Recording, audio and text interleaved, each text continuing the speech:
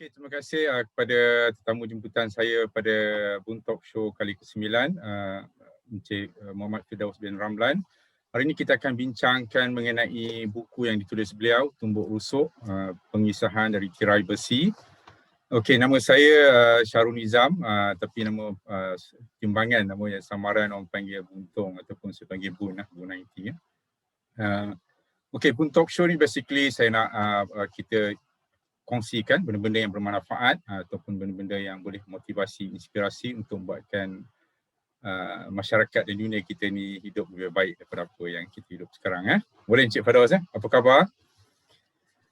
Okey, kita buat ni secara santai je, mungkin dalam masa sejam. InsyaAllah kita akan habiskan mungkin sebelum 10.30 kita insyaAllah kita akan habiskan. Dan untuk yang menonton, tadi saya sebenarnya cuba splitkan kita punya screen untuk tengokkan live. Jadi saya tak ada dulu orang komen macam saya tengok saya macam tengok phone, macam saya tak tengok tak tengok awak. Jadi macam kita tengok kat bawah, saya macam tak best kan. That's why I cuba nak kali ni nak settingkan set by set so I can at least boleh nampak people komen kat situ saya boleh jawab. Rather than kita tengok dekat Facebook, tapi tak apa, nanti we settle. Okay, kita teruskan. Pada yang menonton kat sana, saya cuba, okay, kalau saya tak tengok live, macam mana saya nak ambil soalan kan? Okay, tak apa. Okay, sebelum kita mulakan, saya rasa boleh kalau kiranya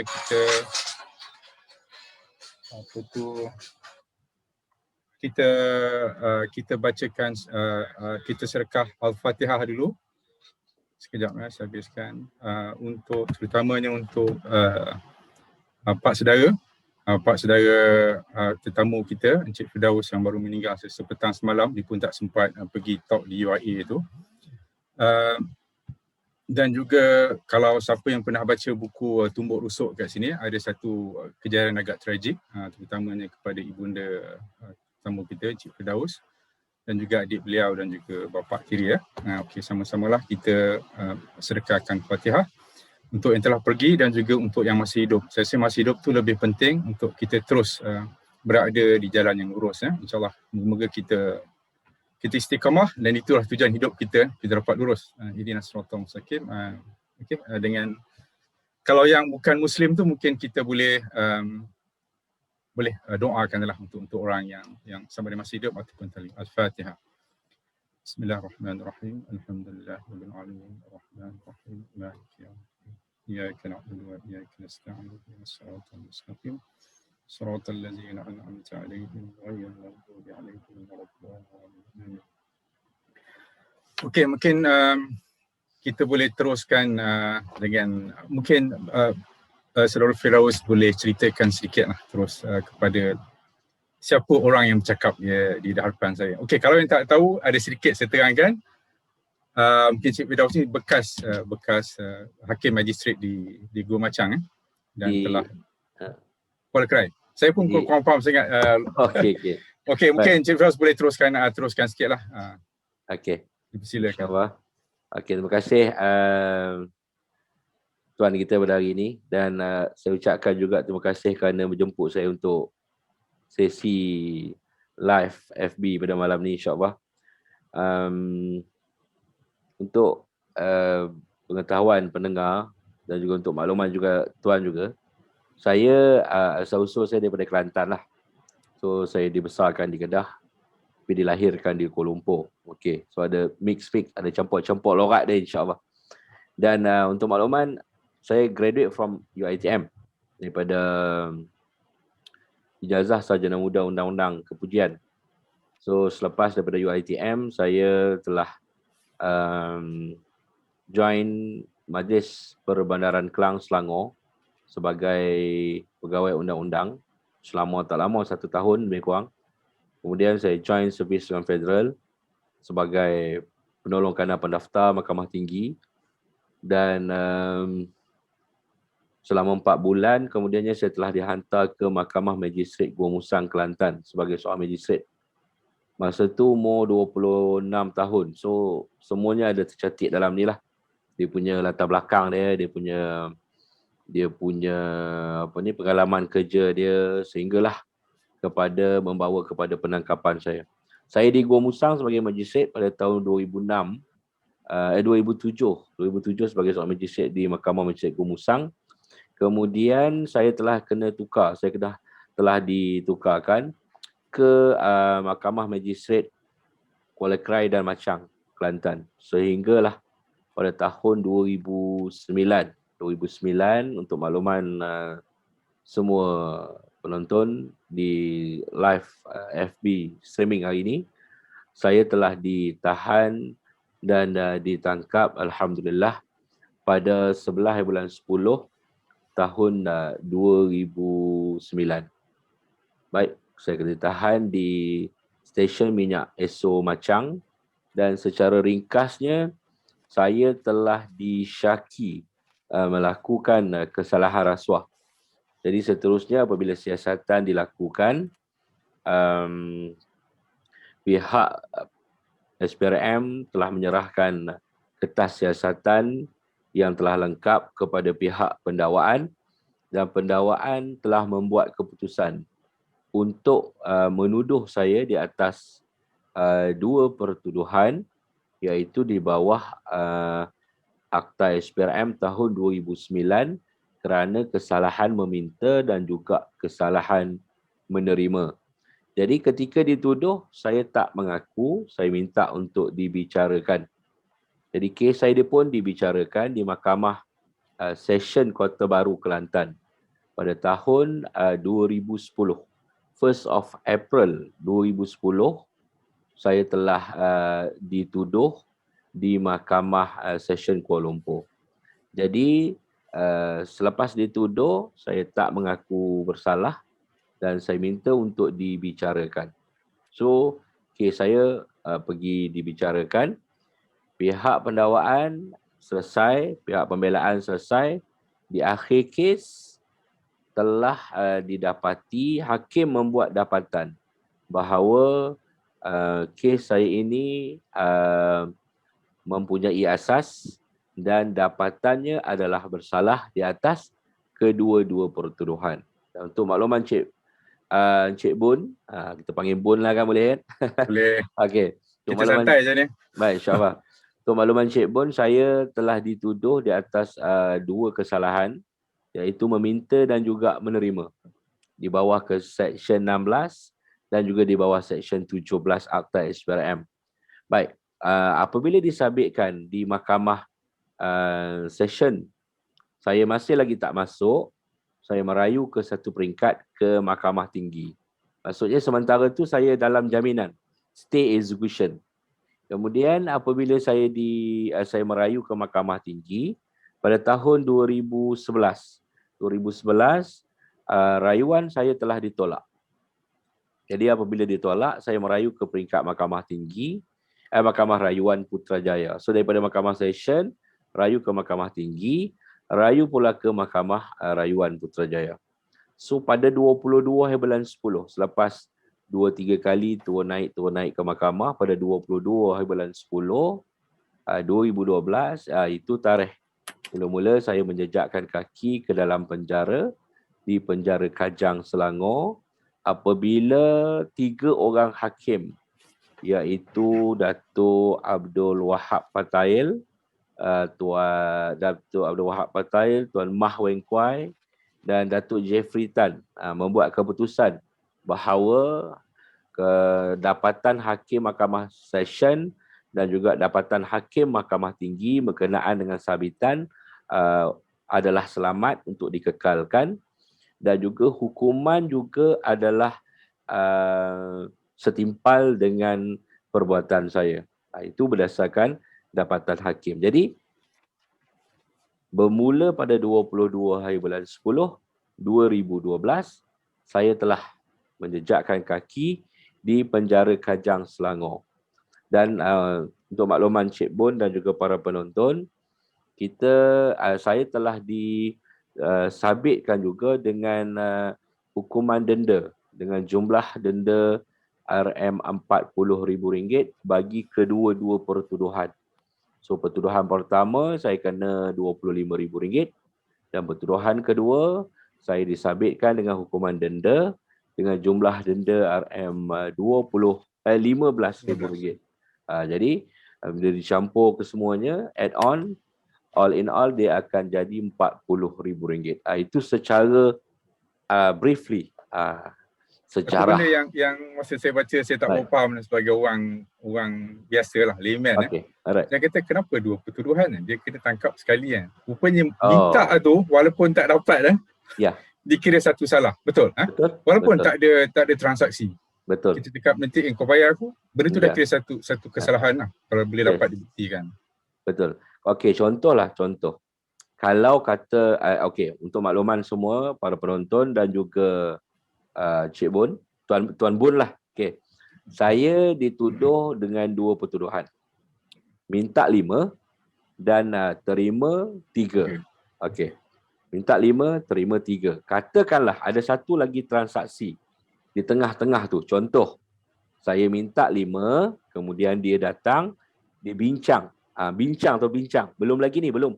Okey, dia bincang, dia kata, boleh tak saya kurangkan kepada 4,000? Saya pun okey, 4,000 okey. Sambil-sambil kena tarik kan.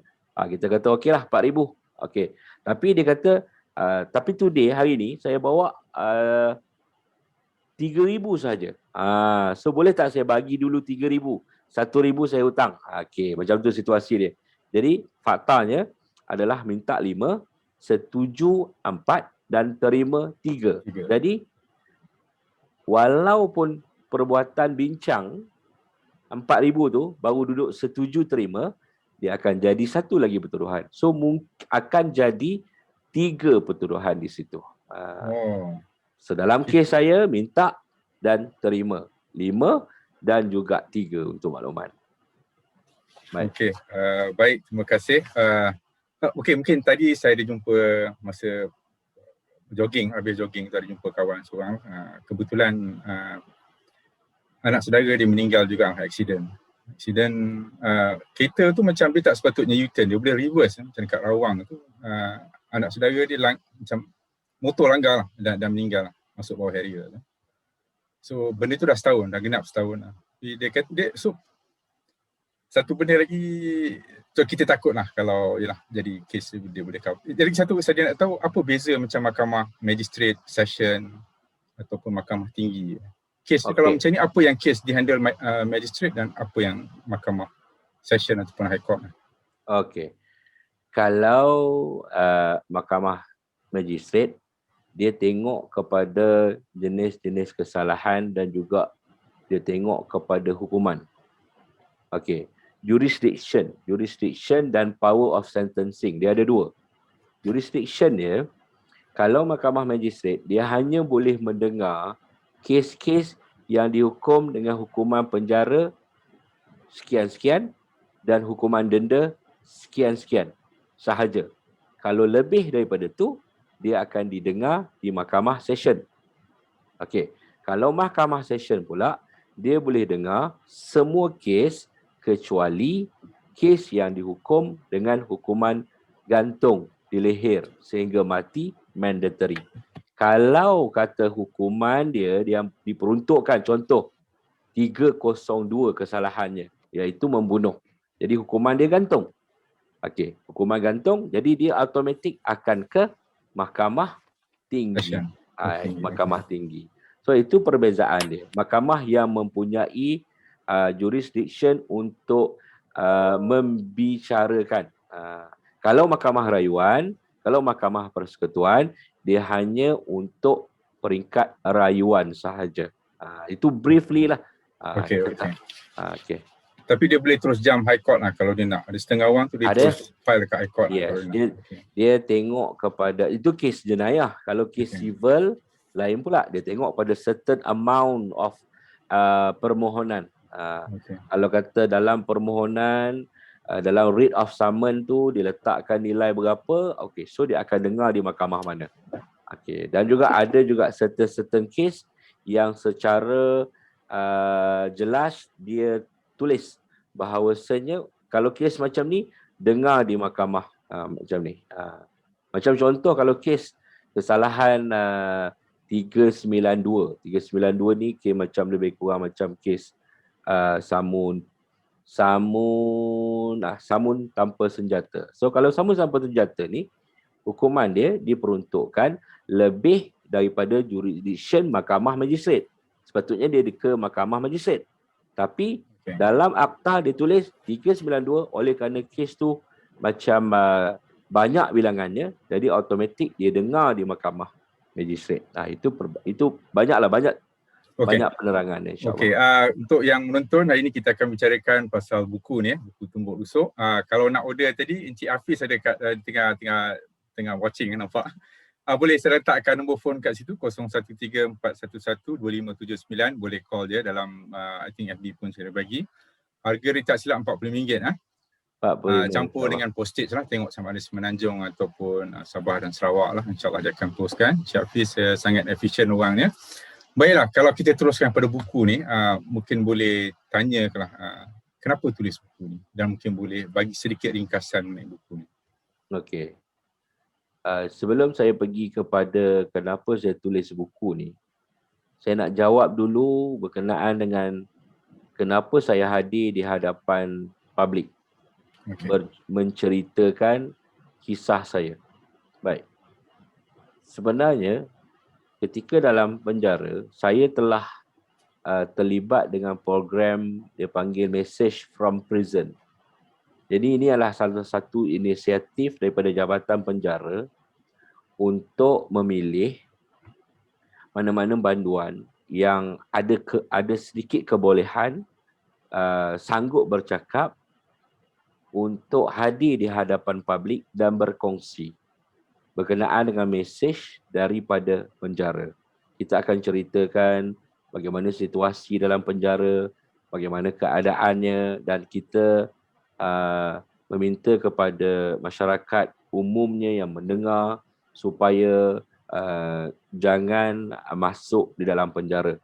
Dan apa yang kita sampaikan juga adalah satu inisiatif untuk kita membuka minda masyarakat kepada program-program yang Jabatan Penjara laksanakan di bawah program pembangunan insan. Dia ada nama program dia PPI, Program Pembangunan Insan. Dan ia adalah salah satu tujuannya adalah untuk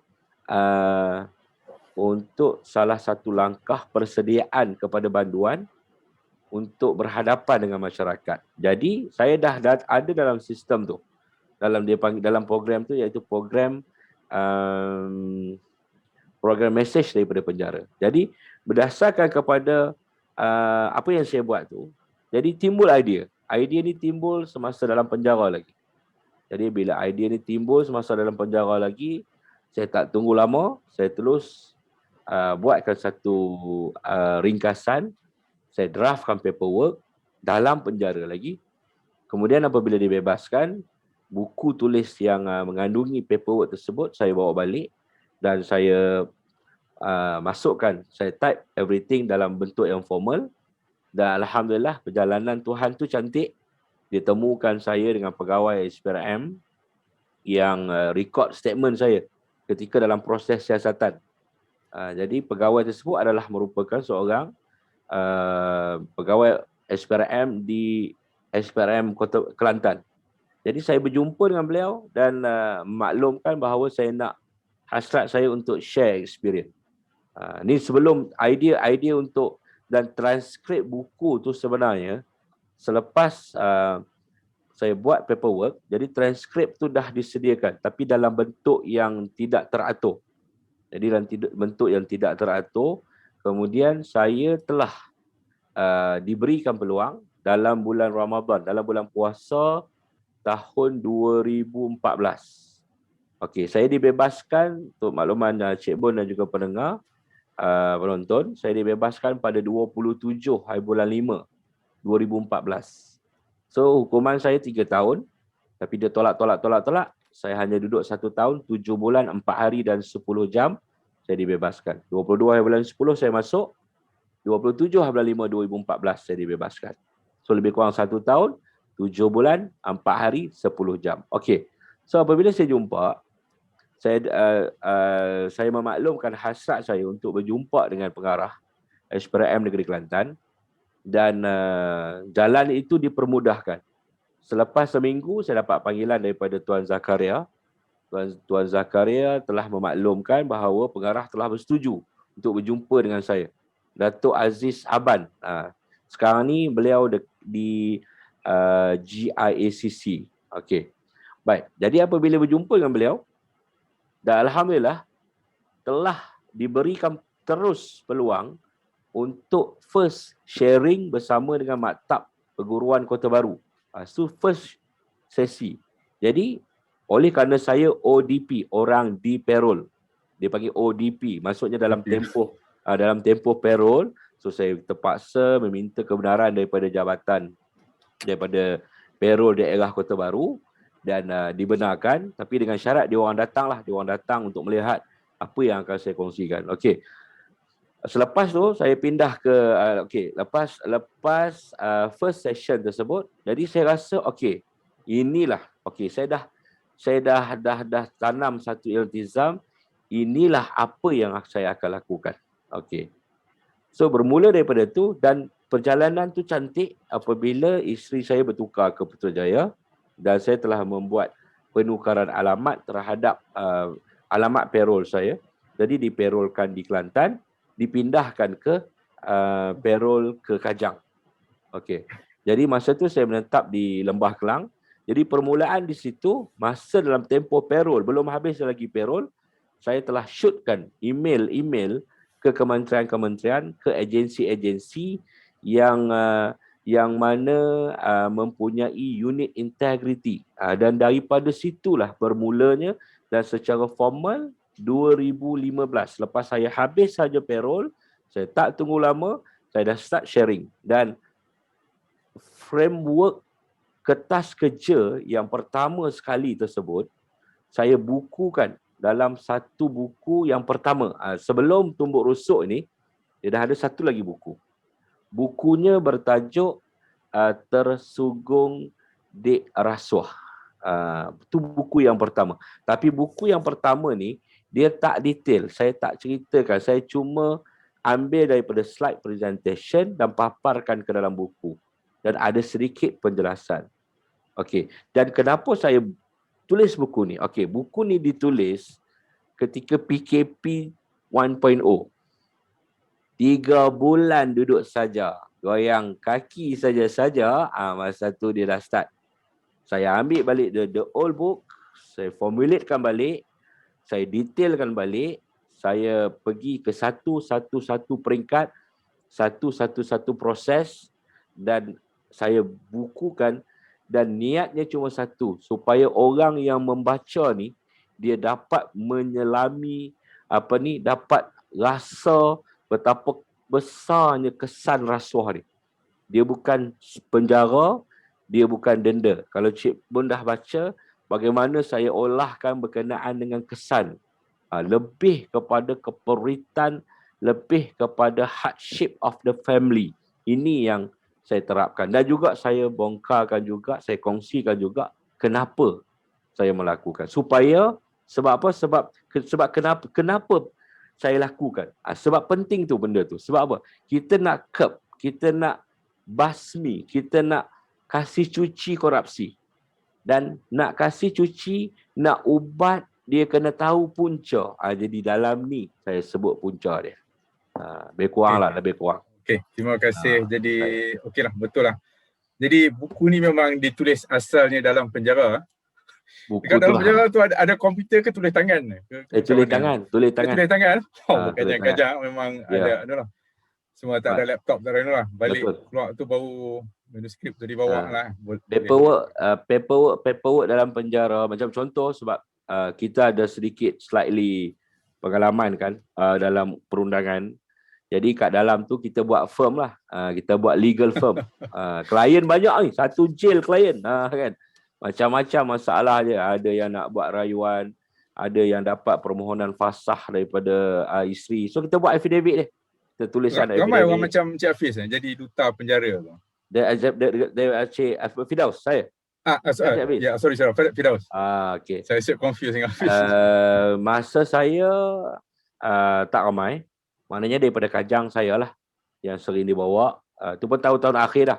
Awal-awal tu adalah individu-individu lain. Dan selepas saya, dia bawa orang lain pula. Lepas tu macam tu. Dan yang pastinya, mesej daripada penjara ni selalulah masa tu menampilkan seorang penyanyi. Seorang penyanyi yang bersuara mantap, saudara kita, iaitu Ameng Spring masa tu. Masa saya dengar Ameng Kan? Spring. InsyaAllah. Ya, bagus. Hebat tu, hebat. Orang hebat insyaAllah. Tapi dia bagus juga. Dia cerita dia pasal Dadah. Ameng Spring tu saya ada dengar. Very bagus lah dia cerita. Okay, kalau cerita pasal buku ni, of course, kalau siapa yang dah baca, dia ada juga macam, mungkin orang boleh agak lah siapa individu tu. Ada tak orang yang macam tersinggung dengan tulisan ni ataupun marah atas apa yang Firdaus tulis? Oh, nak kata tersinggung, tak kata tersinggung tu. Sebab kita tulis daripada hati. Okay. Kalau saya nak be spesifik, kalau macam tengok kat sini masa, minta maaf cakap lah, mungkin kalau baca dah tulisan ni, Encik Firdaus tak boleh buat benda ni seorang-seorang. Tak boleh nak broker. Jadi memang actually ada geng yang kat situ lah. Mungkin dekat sini salah satu kenapa saya call untuk interview ni, pasal ada satu geng church saya. Saya buat banyak-banyak interface. So benda yang keluar daripada Malaysia Kini. Malaysia Kini kata benda tu macam apa yang ditulis tu macam satu systemic problem dalam kehakiman, dan daripada tulisan tu macam Cik Firdaus kata dia pun dapat banyak call daripada banyak surat khabar, dia pun dia terpaksa buat penafian dan dia kata dia kena lay down, kena cool down sikit lah. Dia tak nak jawab, dan kat situ mungkin boleh bagi chance ni untuk terangkan sikit lah. Apa yang jadi pada situ, mungkin terang kat situ, dan terang kat situ lah apa yang jadi. Mungkin ada silap tafsir. Kena pula masa pihak Malaysia Kini keluarkan artikel tu. Kena pula Cik Bon ada hubungi Cik Hafiz kan. Ya, saya tahu. Terus tak layan masa tu kan. Betul. Kan? Okey. Sebab kita dalam keadaan orang kata apa, tempoh bertenang. Kan. Kita bagi air tu tenang lu kan. Sebab air tu dah berkocak kuat ni. Sebab apa? Sebab 6 tahun kita bina tu. 6 tahun kita bina persepsi, menyatakan dengan niat dia terang. Memang saya cerita, saya tak boleh buat seorang. Ada banyak pihak yang terbabit. Dia panggil ekosistem. Dia panggil timbal balas. Dia setiap pihak tu ada peranan dia yang tertentu. Okey, fine. Memang itulah kisah dia. Tapi saya bukan nak pergi ke arah sistem. Saya nak pergi ke arah individu yang korup tu. Tu saya nak pergi. Tapi bila keluar tajuk, kena pula satu artikel yang letak gambar daring duduk sebelah macam tu kan, duduk jeling macam tu kan. Itu nampak macam tak berapa manis lah. Jadi kalau boleh saya berikan penerangan juga kat sini, bahawasanya saya tidak pernah sepanjang perkongsian saya started daripada 2015 until the date of 3 hari bulan 4 semalam, di mana kita ada di Selangor Industrial Corporation SIC di Shah Alam. Jadi kita tak pernah mengatakan mana-mana kawan-kawan kita korup. Kita tak pernah kata mana-mana badan kehakiman tu korup. Sebab apa? Sebab proses jatuh hukum ni dia stated dengan jelas di bawah Section 173 capital A. Section 173. 173 tu dia dah draft dah. Kanun prosedur jenayah, dia dah tulis dah. First step apa? Second step apa? Third step apa? Fourth step apa? Nampak? Dia dah draft dah. Itulah sistem. Kita bukan nak kata sistem tu korup, bukan. Kita nak kata individu yang menjalankan first step tu apa? Second step tu apa? Individu. Dan betul. Kalau siapa baca ni memang benda tu nampak jelas. Macam Cik Firdaus ni kata, page 177 ada tulis. Saya pun tak pasal betul kot. Jadi benda tu memang clear, dia tak dia cakap. Semua untuk penonton yang mungkin menonton, Cik Firdaus tak boleh buat benda tu seorang-seorang. Betul. Masing-masing ada peranan je lah. Tapi dia bukan cakap semua satu Malaysia ada masalah tu je lah. Kita tak tahu apa yang jadi kat luar. Tapi itu apa yang jadi pada Encik Firdaus kita lah. Cuma saya nak tanya dekat situ, bila saya dah tulis buku ni, ada tak macam kata nama bukan kata nama sebenar tu, Chief Inspector Kamarul tu macam marah sikit lah. Macam okay dari satu sebab masa kita dah kena tuduh tu, macam kawan kita pun ada share kak, tapi masa kat situ macam dia kata kita seorang je yang makan tu. Ada rasa marah sikit tak? Oh ya, masa mula-mula tu tak marah. Masa mula-mula tu nak menyantau. Kata kan. Kalau orang Kedah kata nak menyantau kan, macam-macam. Tapi bila kita duduk, bila kita selami balik, the perkara yang orang kata paling menyejukkan hati ni tuan, apabila saya kaji balik tangkapan tu lah. Sebab bila saya kena tangkap pagi, Chief Inspector tu kena tangkap pagi. Dia kena tangkap tu, kena tangkap. Bukan tak kena tangkap. Dia kena tangkap pagi. Jadi, dia dibawa ke rumah rehat Putrajaya. Dia ke rumah rehat Kuala Krai. Jadi, di situ dia orang set up. Okey, maknanya SPRM set up lah. Okey. Dan kecoh lah di Kuala Krai. Maknanya di IPD Kuala Krai dan juga di Mahkamah Kuala Krai bahawa Chief Inspector ni kena tangkap. Okey. Tapi bila saya tak tahu cerita ni, saya tak tahulah cerita ni kan. Tapi bila saya keluar daripada reman, ada orang maklumkan kepada saya. Dia kata, tuan, dia kata, kenapa saya telefon tuan tak dapat-dapat?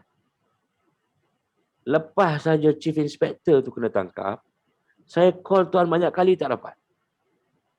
Saya telefon tak dapat. Saya telefon tak dapat. Bukan kata seorang, 2-3 orang daripada IPD, daripada mahkamah, staf mahkamah yang tahu bahawa Chief Inspector tu kena tangkap, tapi dia orang telefon saya tak dapat tembus ke nombor telefon saya. Sedangkan orang-orang yang di dalam daerah yang sama, kan, dalam daerah yang sama tu, yang tak tahu penangkapan tu, telefon saya dapat.